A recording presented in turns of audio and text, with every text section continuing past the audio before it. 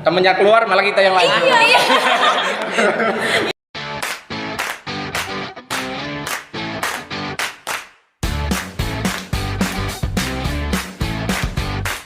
Halo guys, kembali lagi bersama kami di podcast Satu Suara. Satu Suara. Yes Manja. Oke, kali ini kami kedatangan tamu spesial dari perwakilan pencaksilat Merpati Putih dan pencaksilat PSHT. Sebelumnya kita mau kenalan dulu nih. Boleh perkenalan dari siapa? Halo semua, aku Fiona Fitriani dari kelas 10 IPS 3 sebagai perwakilan anggota Merpati Putih. Perkenalkan, nama saya Muhammad Toro Wicaksono dari kelas 12 IPA 6 dari Persaudaraan Setia Hati Trate. Oke, sebelum kita lanjut, kalian tuh udah tahu belum sih kalau misalnya pencaksilat itu kan ada berbagai perjuruan ya gitu. Salah satunya itu ada Merpati Putih sama PSHT. Nah, di sini tuh bisa nggak sih ngejelasin perbedaan antara Merpati Putih sama PSHT itu bedanya di apanya gitu? Suka dulu. Mungkin dari segi ajaran ya.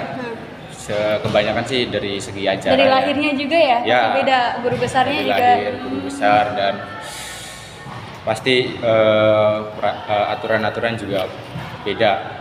Dari gerakan juga kayak biasanya kan gerakan kan sama, cuma setiap di perguruan juga pasti beda-beda. Dari lahirnya juga kan, kalau MP sendiri itu lahir di Yogyakarta tanggal 2 April 1963 dengan guru besar Mas Saring Hadi Purnomo yang selalu diwariskan kepada dua anaknya, yaitu Mas Purwoto Hadi Purnomo dan Mas Budi Santoso Hadi Purnomo. Kalau Mas, kalau guru besarnya? PSHT Persaudaraan Setia Hati Teratai, awalnya dari Persaudaraan Setia Hati dulu, yaitu pendirinya Ki Ageng Abehi Surodiwiryo. Punya murid, diturunkan ke muridnya, lalu sang murid membuat perguruan baru yang bernama Persaudaraan Setia Hati Trate ya, pada tahun 1922 di Madiun. PSHT dulu ya? Oke, jadi gitu ya guys perbedaannya. Nah kan kita udah berbicara perbedaan. Nah, kalau sekarang kita mau tahu nih gimana tingkatan sabuknya. Gimana? Oke, bisa dari mana dimulai nih? dari kakak dulu deh, dari ya. PSHT dulu ya. Kalau di PSHT ada siswa, ada warga ya. Jadi bedanya tuh apa tuh kak, siswa sama warga? Kalau siswa masih belajar, Iya. kalau warga dia masih belajar juga, tapi mencari sendiri. Oh, Paham? paham Kalau ya. guru, kalau di ibaratin guru mah dia guru, tapi masih tetap harus belajar. Gitu.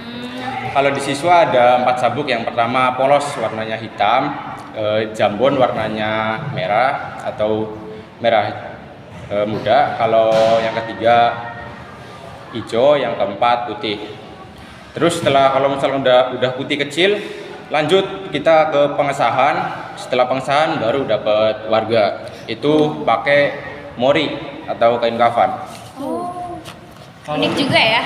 Kalau untuk warna-warnanya itu kira-kira ada arti atau makna tersendiri? Ada. Sabuk-sabuknya tuh Ya, ya? ada. Ya. Kalau dari polos kan hitam ya, Iya. menandakan kita belum tahu apa-apa gitu.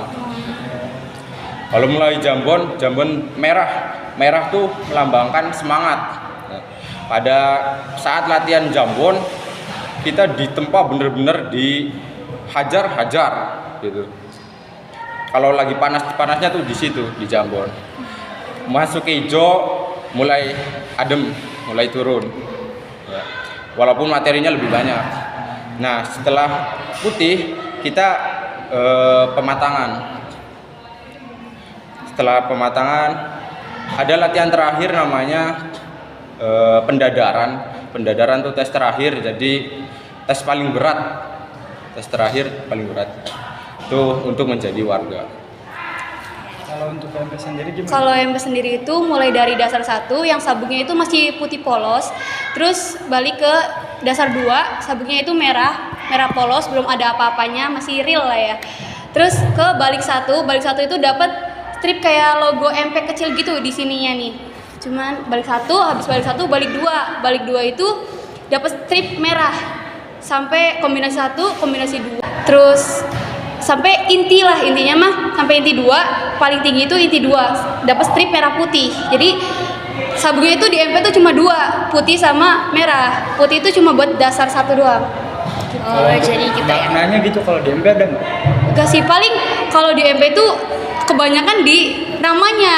Jadi PPS Bertakum Merpati Putih, yaitu dengan rincinya perguruan pencaksilat bela diri tangan kosong. Nah, kalau Merpati Putih sendiri itu punya bahasa Jawanya sendiri, yaitu Mesudi Patitising Tindak Pusaka Titising, dengan arti Indonesianya itu mencari sampai mendapatkan kebenaran dalam ketenangan. Oh, Gitu. jadi gitu. Terus Oh iya, kalau misalnya ngomong-ngomong tentang ekskul di Semanja ini, buat Merpati Putih sama PSHT itu latihannya setiap hari apa aja? Kalau boleh tahu. kalau MP sendiri tuh hari wajibnya Selasa sama Kamis. Selasa itu bareng ya sama PSHT bareng. di Gor Semanja. Cuman kalau emang kita ada kejuaraan, ya kadang dipus sih. Mungkin sama ya, Mas ya. Iya. Kadang ya kalau yang lama latihannya Senin, Selasa, Rabu, Kamis. Bisa aja 2 hari. Kalau PS1 sendiri hari Selasa sama hari Sabtu dari pagi. Kalau Sabtu dari jam 9 sampai jam 2. Itu aja. Oke, gitu. Terus selama kakak-kakak ini mengikuti ekskul pencaksilat, ada nggak sih kejuaraan apa aja yang udah diraih dari pencaksilat Merpati Putih sama pencaksilat PSHT? Dari kami apa dari PSHT-nya? Boleh dari kakaknya dulu, terus dari PSHT-nya gitu. Kalau dari saya sih ya, saya mungkin kurang ikut serta dalam perlombaan ya. Tapi ada pernah Ya. beberapa kali sih. Pernah juara 3 di Indramayu. Terus Indramayu Open. ya, Satu ya. Oh. kan ada Indramayu Open 2 Iya, kan? cuma pas itu saya masih SMP nggak Oh, boleh, nggak Kak. boleh, ya udah. Ulangan. Ya pas itu alhamdulillah main. Kalau yang PSHT mah banyak sih sebelum saya, malah yang 2018 gitu. Ada banyak pokoknya. Sampai tingkat nasional tembus ada Keren banget. harum jadi dari PSHT. Oke, Kalau MP sendiri itu mulainya dari kelas 9 aja ya. Pernah ikut ke Cirebonan Cup, terus Indramayu Open 1 juga. Dan MP juga mewakilin Bupati Cup tahun 2022, yaitu Mbak Pipit yang juara 2 dan Mbak Julia yang juara 3. Terus ikut lagi Mahardika Cup di Cirebon. Habis itu loncat ke Bekasi Cup. Bekasi Cup ya di Bekasi. Nah, Iya. Nah itu kan kejuaraan-kejuaraan yang diikuti. Kira-kira tuh event kedepannya tuh ada apa aja nih? mungkin ada Mas nggak dulu sih ya. Ya, yang event terbaru deket ada. ya, Yang yang terbaru ya. deket-deket Kalau ini. misalkan lingkup apa dulu kan? Ada yang nasional, Oh, ada iya, yang iya. kalau ada juga yang perguruan sendiri. Ada SH Cup nanti. Bulan ini juga tanggal 11 ya. Ada. Itu lingkup sendiri untuk PSHT, SH Oh, Cup iya. namanya. Paling kalau misalkan yang nasional itu Indramayu Open. Berarti kayak antar kolot PSAT doang ya, Mas? Iya, PSHT. Berarti lingkup. kayak MP juga ada setiap tahunnya itu ada kejuaraan antar kolat. Biasanya diadain di Indramayu Kota gitu. Berarti kalau PSHT mah SH Cup, Kalau MP kejurlat. sebelah. Iya. Oh, jadi gitu. Keren banget ya. Nah kira-kira kan tadi kan udah bahas kayak sekedar event apa. Kan kalau biasanya kalau pengen masuk eskul nih harus didasarin dulu kan Iya, motivasinya. Apa tuh kira-kira spill dong? Ya, spill kenapa Oh, sih kamu motivasi. bisa pilih ke ini mau ke PSHT gitu, terus Ya. kenapa kamu juga mau pilih ke MP itu kenapa coba? Kenapa nggak eskul yang lain gitu dari banyaknya eskul yang ada di Semanja? Kenapa terpilih buat masuk pencaksilat gitu? Ya Mas Tora dulu deh. Kalau syarat mah semua orang Iya. pasti harus ada niat Iya, dulu ya betul sih, pertama. betul banget sih. Kalau nggak niat mending nggak usah. Ya. Tapi aku awalnya juga nggak niat tau, Kak. Oh, masa? Atau biasanya emang gitu. Iya. Nggak niat ikut-ikutan. gitu. Iya, Ikut-ikutan coba temen. ya. Ya, lanjut dulu deh. Nggak apa-apa. Terus? Ikut-ikutan temen kan temennya keluar malah kita yang lain. Iya. Saya itu angkatan saya itu dulu di Nesan itu full 1 gor. Iya. Sekarang tinggal 3. Ya, emang itu Seleksi alam. seleksi alam. Terus Mas Tora gimana? Pas pertama saya ngiranya PSHT ya keras-keras. Iya. Ya. Saya niat pas masuk, wah. ternyata latihannya emang berat, tapi emang berat itu yang buat kita lebih baik, Tertantang juga ya. tertantang dan lebih baik ke depannya. Bagaimana kita mendorong diri kita melampaui batas kita sendiri, ya. Tuh. Dan kenapa saya mau ikut PSAT karena bajunya bagus. Kalau saya contoh ya. Yes. Kan tertarik, bisa kan tertarik. Oh iya benar. Dan Gak salah. jangan lupa ya bahwasanya PSAT itu salah satu perguruan dengan anggota paling banyak di Indonesia. Nomor 1 paling banyak di Indonesia. Mangga. Udah, itu aja. Kalau aku sendiri sih ya bener dari awal sih, aku sebenarnya nggak niat masuk MP itu, kayak iseng-iseng aja. Dimulai dari kelas 7 itu, aku tuh semester 1 itu mulai tertarik sama MP. Pas demo gitu ngeliat, oh aku pengen tahu nih silat tuh kayak gimana sih. Kan aku taunya silat tuh cuma ya satu perguruan, contohnya kayak ya kalau ada ini ya udah ini aja, nggak pecah belah gitu ya. Iya, pertama juga. Nah terus tuh pas masuk ternyata ya udah gini-gini aja lah, mau lanjut deh, orang tua juga nggak ngelarang nggak apa, jadi ya udah selagi seneng ya mau ngembangin aja gitu. Terus dari kelas 7, kelas 8 itu mulai COVID ya, jadi kayak sedikit off, kadang on. Mulai lagi kelas 9 juga masih off on gitu. Terus kelas 10 pas masuk SMA kan kesini, jadi kan masih bisa latihan bareng, jadi ya lanjut aja. Kan kesini juga lewatnya jalur itu. Waktu itu aku tuh di tes sama Mas Tora tahu. Iya.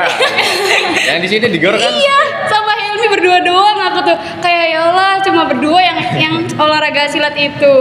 Jadi ya udah deh, aku kan kesini kayak bawa nama MP ya, berarti aku harus ngembangin lah di sini tuh. Gitu. Terus kayak ada gak sih kelebihan-kelebihan yang bisa diomongin buat nyuruh Civitas Remaja buat gabung ke silat PSAT sama MP? Kalau dari saya PSAT udah jelas-jelas ngelatih fisiknya full ya.